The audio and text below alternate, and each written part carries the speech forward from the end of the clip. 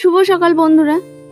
তো কালকে আমি একটু সয়াবিনের তরকারি রান্না করেছিলাম, তো সেই রান্নার রেসিপিটাই তোমাদের সাথে আমি শেয়ার করছি।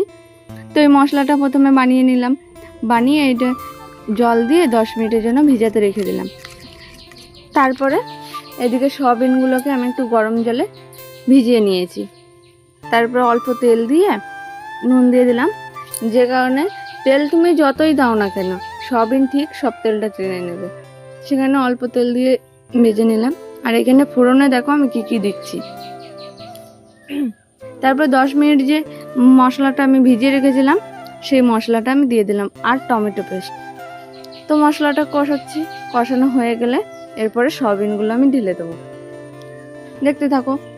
তো সয়াবিনগুলো ঢেলে দিয়েছি, দেওয়ার পরে এরপরে দুটো আলুকে আমি সিদ্ধ করে রেখেছিলাম, সেই দুটো আলুকে আমি একটু ভেঙে দিয়ে দিলাম। তো এই দুটো কষানো হয়ে যাওয়ার পর আমি একটু গরম জল করেছিলাম, সেটাই এই তরকারিতে দিলাম। ঠান্ডা জল মোটেও দেওয়ার চেষ্টা করো না তোমরা, ঠান্ডা জল দিলে তরকারিটার স্বাদটাই পুরো নষ্ট হয়ে যাবে। গরম মশলা আর চিনি দিয়ে দিলাম একটুখানি, দিয়ে রান্নাটা শেষ করলাম। টাটা।